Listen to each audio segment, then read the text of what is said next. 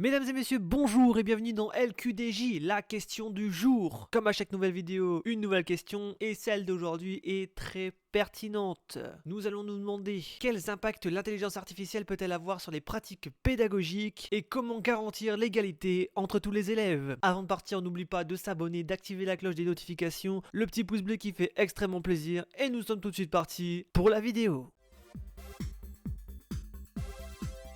Avant de discuter de la problématique, il est important de définir le terme qui est l'intelligence artificielle. L'intelligence artificielle est une technologie qui permet aux ordinateurs et aux machines de simuler un comportement humain. L'apprentissage, la compréhension, la résolution de problèmes, la prise de décision, la créativité et l'autonomie de l'être humain. Les applications et les appareils équipés d'une IA peuvent voir et identifier des objets. Ils sont également capables de comprendre le langage humain et surtout d'y répondre. Ils peuvent tirer des enseignements, de nouvelles expériences et de nouvelles informations. Ils peuvent agir indépendamment, remplaçant ainsi l'intelligence humaine. Néanmoins, depuis 2024, des chercheurs et professionnels de l'IA se concentrent sur les avancées de l'IA générative, comme ChatGPT, une technologie capable de générer du texte, des images et des vidéos qui peuvent être utilisées dans le cadre scolaire et pédagogique. C'est ce qui nous intéresse ici. En effet, d'après l'UNESCO, l'intelligence artificielle a du potentiel pour relever nombre de défis majeurs dans l'éducation, comme innover dans les pratiques d'enseignement et d'apprentissage. Il veut inclure le rôle de l'IA dans le traitement des inégalités actuelles en matière d'accès aux connaissances, à la recherche et à la diversité des expressions culturelle et de faire en sorte que l'IA ne creuse pas les fossés technologiques au sein des pays et entre les pays. Cela permettra à chacun de bénéficier de la révolution technologique en cours et d'accéder à ses fruits, notamment en termes d'innovation et de connaissances. Néanmoins, ces changements posent de nombreuses questions d'ordre éthique. Du fait de la difficulté à prévoir l'évolution, des pistes de travail pour former à l'IA et l'enseigner sont explorées. Il est essentiel de garantir que son utilisation se fonde sur des principes éthiques et qu'elle contribue à réduire les inégalités en offrant une éducation de qualité à tous les apprenants.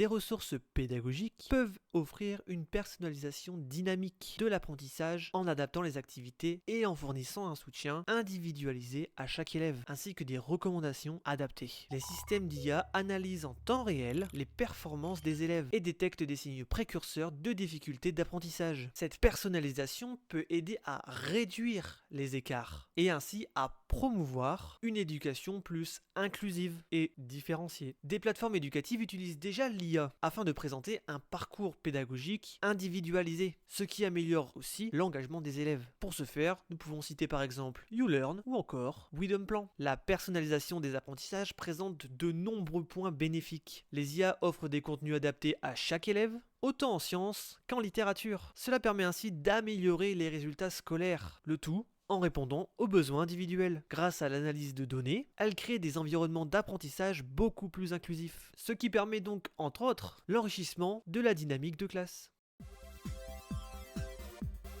Avant tout, il est essentiel de souligner que le rôle de l'IA est d'assister les enseignants et non de les remplacer. La technologie soutient la démarche humaine indispensable à l'éducation. La collaboration entre enseignants et outils d'IA crée un environnement d'apprentissage riche et varié. Les enseignants ont un travail difficile. Ils doivent être des experts en contenu, en pédagogie et en gestion de classe. Ils doivent attirer l'attention des élèves et la conserver, et ils doivent faire tout cela tout en planifiant les leçons, en suivant les performances des élèves, en fournissant des instructions aux élèves de différents niveaux de compétences, et en les poussant à réfléchir de manière critique à ce qu'ils apprennent. Les enseignants sont au centre de l'éducation et leur capacité à appliquer une pédagogie efficace reste la clé de la réussite des classes. Préparation en amont des cours prend du temps et les enseignants sont souvent surchargés de travail. C'est là que l'intelligence artificielle peut aider. Utilisée de manière réfléchie et intentionnelle, l'IA peut aider les enseignants à mettre en œuvre des stratégies qui prendraient beaucoup plus de temps et d'efforts à créer. Cela permettra d'optimiser l'efficacité des établissements scolaires, souvent confrontés à des ressources humaines limitées. Par exemple, les outils EdTech grâce à l'IA génèrent des plans de cours adaptés aux besoins de chaque classe, augmentant la pertinence des enseignements. Nous pouvons aussi citer l'automatisation des corrections d'évaluation. Elle permet de libérer du temps pour les enseignants, ce qui leur permet de se concentrer sur des aspects qualitatifs de leur enseignement, ce qui permet une amélioration de la gestion des classes. Les enseignants peuvent suivre les progrès des élèves en temps réel, offrant un soutien adapté.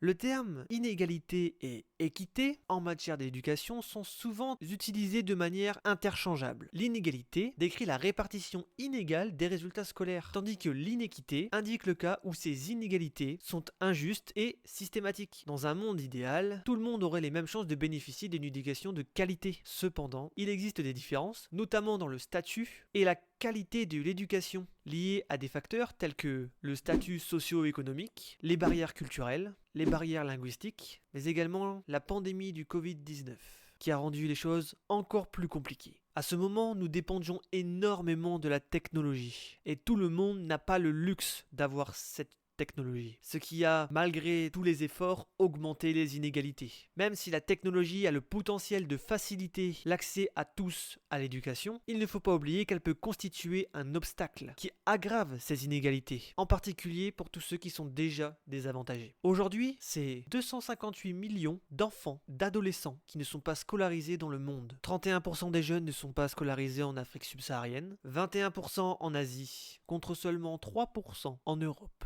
et en Amérique du Nord. Ce qui montre de fortes disparités en termes d'accès à l'éducation entre les pays développés et les pays sous-développés. C'est là que va intervenir l'intelligence artificielle. Elle a le pouvoir de révolutionner la façon dont nous abordons ces inégalités, en proposant des solutions à la fois évolutives et personnalisées. Prenons l'exemple de l'allocation des ressources. Les analyses basées sur l'IA peuvent identifier les écoles et les populations mal desservies, ce qui permettrait au gouvernement et aux établissements de répartir les ressources plus équitablement. En termes de formation des enseignants, l'IA peut faciliter les opportunités d'apprentissage et de développement professionnel à distance en éliminant les barrières géographiques qui privent souvent les enseignants des zones pauvres ou rurales d'accéder à une formation de qualité. En ce qui concerne le programme, les systèmes d'apprentissage adaptatif basés sur l'IA peuvent personnaliser l'éducation pour répondre aux besoins individuels de chaque élève. Ceci est particulièrement crucial pour les étudiants issus d'horizons divers qui peuvent trouver un programme à taille unique, non pertinent ou difficile. Enfin, l'IA peut atténuer les facteurs sociaux contribuant aux inégalités éducatives. Les systèmes intelligents peuvent être conçus pour être sensibles à la culture, évitant ainsi les préjugés qui pourraient autrement se perpétuer dans les contextes éducatifs. Ces systèmes peuvent également identifier les modèles de discrimination ou de préjugés.